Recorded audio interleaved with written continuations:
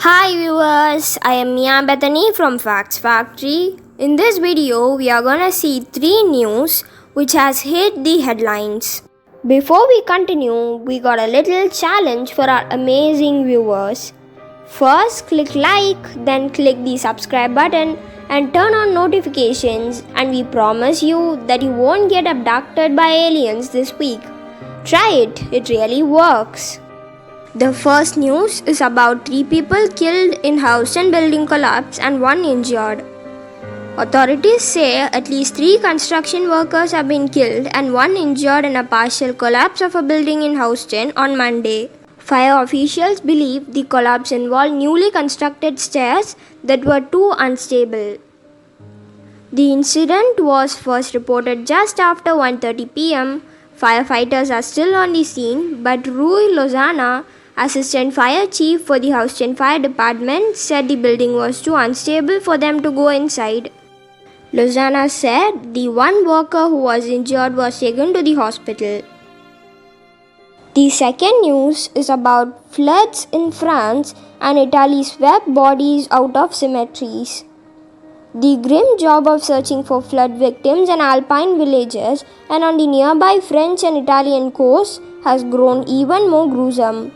Along with storm casualties, authorities say corpses from the cemeteries have also been found around the Mediterranean shore, apparently swept down the mountain by violent rains.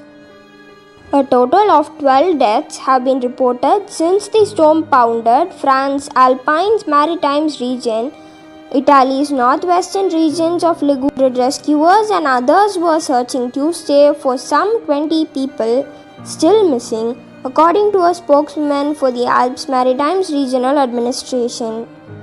Corpses unearthed from the cemeteries have washed up on the Italian side, she told the Associated Press. She could not say how many or where they came from, and it was unclear whether the bodies were among the 8 reported dead in Italy from the storm. Italian local authorities could not immediately be reached for comment. The cemetery corpses were in such an advanced state of decomposition that they were very clearly distinguishable from recent storm victims, the French spokesperson said. Local authorities have said cemeteries in the French towns of Saint-Martin-de-Vesubie and Tende were partially washed out by the floods. Tende Mayor Jean-Pierre Vassallo told Le Parisien newspaper that the village cemetery was cut into 2 and bodies were unearthed. Forensic police working to identify the dead are among the security forces, firefighters, rescue divers, and man service. Police are going door to door to check on people reported as missing in hamlets where roads, electricity, communications, and water supplies were cut off by the storm, the spokesman said. Neither spokesperson was authorized to be publicly named according to official policy.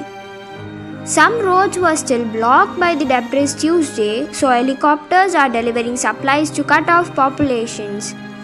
It's a catastrophic situation. This has not happened in 1,000 years, said Georges Pomeride, a retired police officer clearing out his home in the town of Brile-sur-Loire. All of that is gone. No more campground, no stadium, no more swimming pool, no more shops, a hotel is gone. Entire house is swallowed by the floods. It's a phenomenal disaster.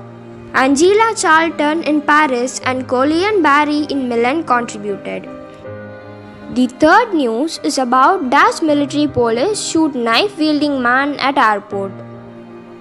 Dutch military police who shot a man armed with a large knife at Amsterdam's Schiphol airport and arrested another man said Tuesday that they do not believe a terrorist motive was behind the incident. The Marrakechi police said in a tweet late Monday night that the man was shot in the leg after ignoring repeated calls to put down the knife in Schiphol's departures hall. The force said in another tweet Tuesday that the man brandishing the knife was a 27-year-old Tanzanian national who has caused trouble before. It added that investigations are continuing and no terrorist motive is assumed. The Tanzanian was taken to a hospital for treatment. Nobody else was injured in the incident at the airport, which is far less busy than usual due to coronavirus travel restrictions.